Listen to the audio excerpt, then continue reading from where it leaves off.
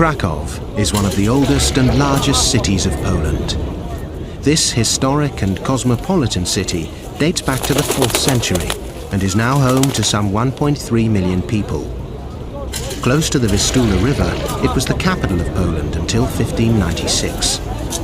Our wonder is not far from the center of Krakow. This is the Chapel of the Blessed Kinga, the patron saint of Polish miners. Started at the Wilicka salt mines in 1896, everything here is carved out of salt by miners, including the walls, floor, and statues. Incredibly, the figures of saints and the classical architecture around them are all carved by the miners themselves from pure salt.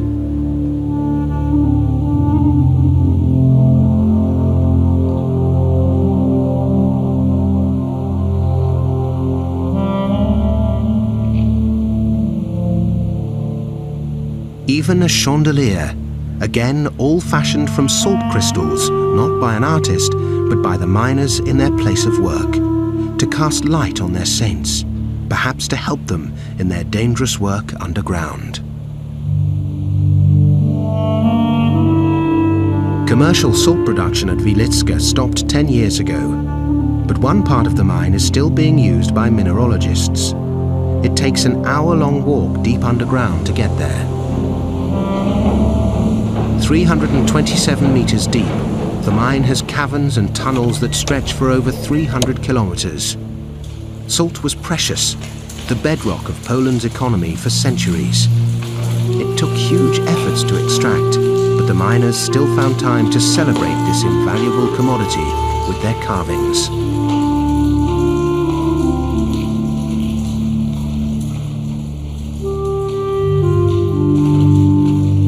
These incredible translucent salt crystals look like precious gems, and to Poland, indeed they were. For at its height, salt production accounted for around 30% of Poland's gross national product.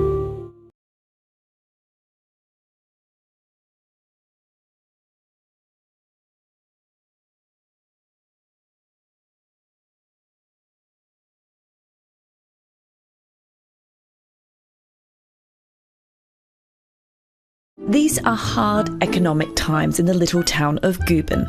Since German reunification and the collapse of the textile and hat-making industries here, unemployment has hovered around 20%, almost 4 times the national average, and the population in the last quarter century has almost halved. What this place needs is an economic saviour. So what better than to become the headquarters of a global tourism phenomenon, one as fascinating as it is macabre.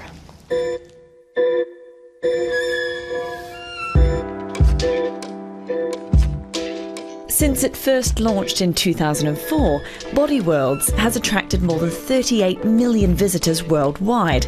Crowds pay handsomely to see preserved human and animal bodies artfully displayed, with exposed bones, muscles and arteries, or thinly sliced into cross-sections. But it's at this old factory that Body Worlds has made its home. This is where many of the bodies, all freely donated of course, undergo the process of plastination. That's where fat and water are removed and replaced with silicone so the bodies can be preserved indefinitely.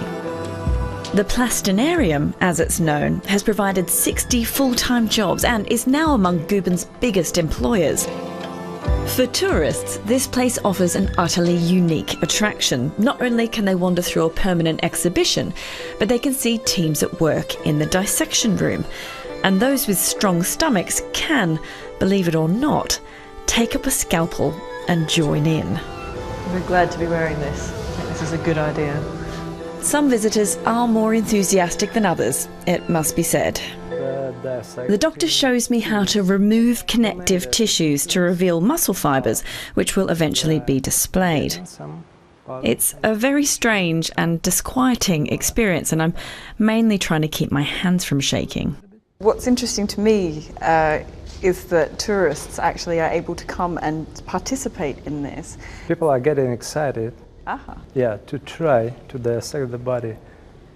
Because that's only the opportunity for lay people to try to work with the real anatomical, real human tissues. For me, this raises questions about the ethics of allowing tourists to get so hands-on in this process. Of course, wherever Body Worlds tours, controversy tends inevitably to follow. It's an easy topic where people might be scared, not knowing what actually is behind what we do. So I think this is what showed here as well. Initially there were, when my father decided to come here and we came here, yeah, a lot of questions and maybe even protests when we opened up here. But yeah, the longer we are here and people can come in and see what we do, the less I hear about that. The process of plastination was developed by the man nicknamed Dr. Death, Dr. Gunther von Hagens. Now at the age of 69, he's living with Parkinson's disease and is handing over control of Body Worlds to his son Rurik, among others. Perhaps not surprisingly, Gunther is often asked if he will one day donate his own body to the exhibition. Of course, I will be donating my body. I already did so many years ago, and I think my whole personal life is dependent on body donation. So it's a matter of course that I give my body in, but in order to make this place here more popular, I will be named. Giraffes climbing trees, a parade of horses' heads and an elephant hiding in an outhouse. It looks very much like the animal kingdom is going to provide rich pickings for Body Worlds in the near future. In fact, Dr. Van Hagen says his last unresolved ambition is to see a blue whale plastinated. I think he's going to need a bigger warehouse.